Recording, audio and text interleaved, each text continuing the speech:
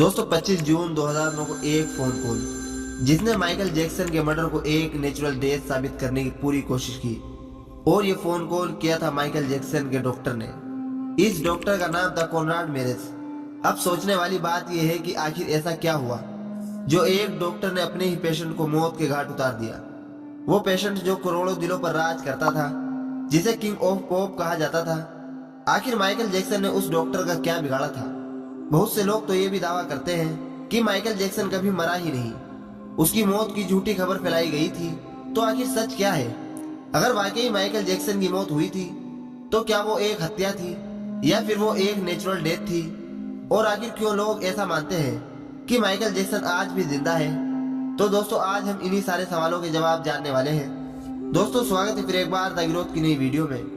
दोस्तों 25 जून 2009 को दोपहर 12:30 पर फायर पिरामिड को एक कॉल जाता है और फोन के दूसरी तरफ एक घबराया हुआ इंसान था।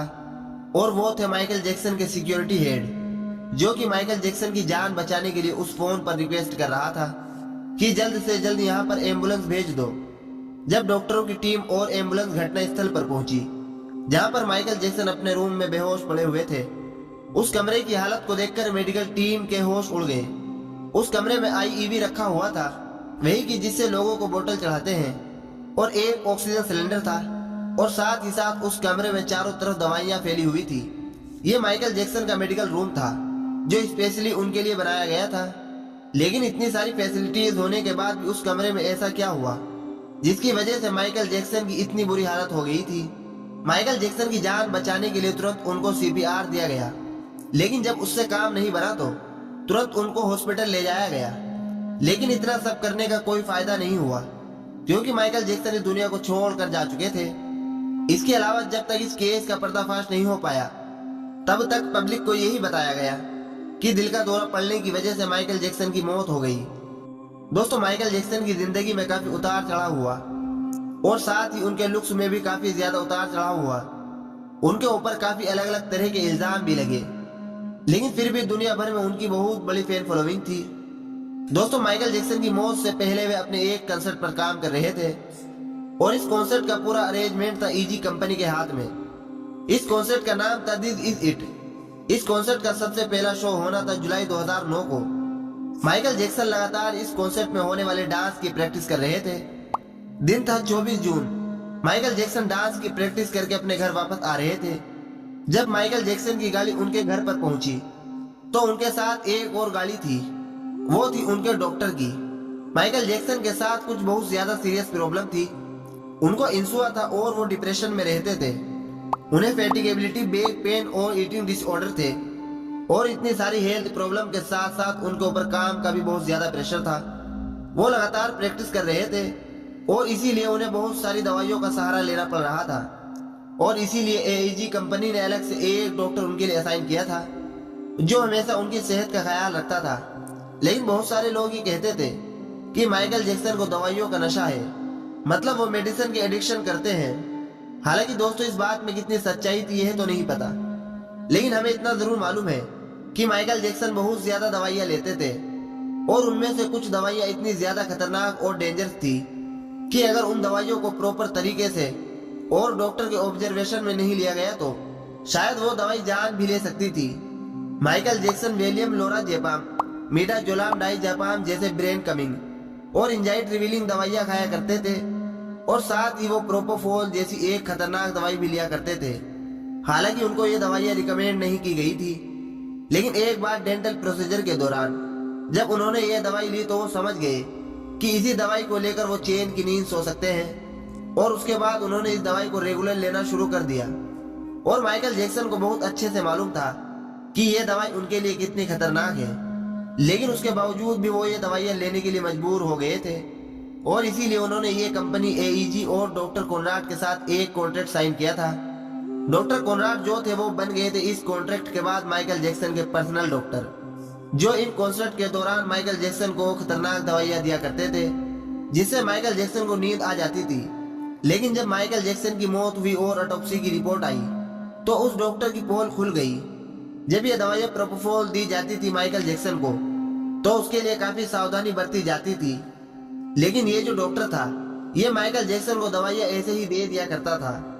उसके पास ना तो ईएजी मॉनिटर था और ना ही उस डॉक्टर के पास ऐसी कोई मशीन थी जिससे कि वो उस दवाई का परफेक्ट डोज मेजर कर सके। जिस रात माइकल जैक्सन के साथ ये हादसा हुआ था, उनको दवाई का ओवरडोज हो गया या दवाई उन्हें गलत क्वांटिटी में दी गई थी। इस डॉक्टर के पास ऐसी कोई मशीन थी ही नहीं जो माइकल जैक्सन की उस टाइम जान बचा सके, क्योंकि इस दवाई के असर की वजह से माइकल जैक्सन की सांसें रुक गई थी। और अगर उस डॉक्टर के पास ऐसी कोई मशीन होती जो माइकल जैक्सन को आर्टिफिशियली ब्रीथ प्रोवाइड करा देती, तो शायद माइकल जैक्सन उस रात बच जाते। लेकिन उस डॉक्टर ने किसी भी तरह की सावधानी नहीं बरती और जब माइकल जैक्सन की हालत बहुत ज्यादा खराब हो गई और मेडिकल टीम आई, तो उस टाइम से बहुत पहले ही डॉक्टर को पता लग गया था कि माइकल जैक्सन की हालत खराब हो गई है। लेकिन उन्होंने माइकल जैक्सन की सिक्योरिटी वाले बंदे को बुलाना या एम्बुलेंस को कॉल करने के बजाय पहले अपनी जान बचाने के बारे में सोचा। उन्होंने वहां पर फैली बहुत सारी प्रोपोफॉल की दवाइयों को अपने बैग में समेटा और बहुत सारी ऐसी दवाइयों को भी अपने बैग में रखा जो कि एक्चुअली में देना लीगल ही नहीं है। और ऐसा उस डॉक्टर ने इसलिए किया ताकि उसका नाम केस में ना फंस जाए।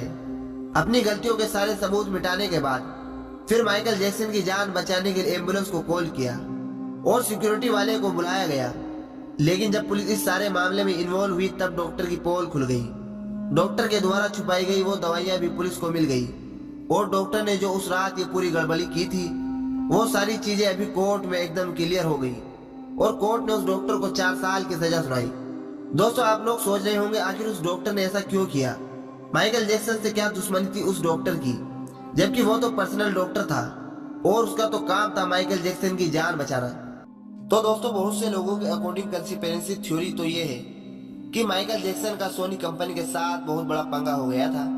माइकल जैक्सन खुलेआम अपने कॉन्सर्ट में सोनी कंपनी की पोल खोल देते थे और शायद बहुत से लोग इसी कारण से ऐसा मानते हैं कि जो म्यूजिक लेवल की बड़ी बड़ी कंपनियां थी वो माइकल जैक्सन को चुप कराना चाहती थी हमेशा के लिए, और इसी काम में शायद उनका साथ दिया इस डॉक्टर ने जिसे माइकल जैक्सन अपना रक्षक मानते थे। माइकल जैक्सन की ऑटोप्सी रिपोर्ट आई और उसमें यह बताया गया कि माइकल जैक्सन की जो मौत हुई थी वो नेचुरल नहीं थी। और जैसे ही ये रिपोर्ट आई उस डॉक्टर को पुलिस ने अपने लपेटे में ले लिया। उसको 4 साल की जेल हुई, लेकिन अपने अच्छे व्यवहार की वजह से उसको 2 साल के अंदर ही जेल से रिहा कर दिया गया। मतलब सोचो, जिस डॉक्टर की गलती की लापरवाही की वजह से इतना बड़ा सेलिब्रिटी मारा गया, उसको मात्र 2 साल की सजा हुई और उस पर कोई चार्जेस नहीं है। वो अब टीवी शो पर जाता है और माइकल जैक्सन को अपना एक अच्छा दोस्त बताता है और अभी भी वो यही बोलता है कि माइकल जैक्सन को मैंने नहीं मारा। हालांकि वो डॉक्टर कुछ भी बोले, लेकिन कोर्ट ने 8 फरवरी 2010 को उस डॉक्टर को मर्डर केस में ही अंदर किया था। इसका मतलब ये है कि माइकल जैक्सन की मौत नहीं थी बल्कि वो एक मर्डर था।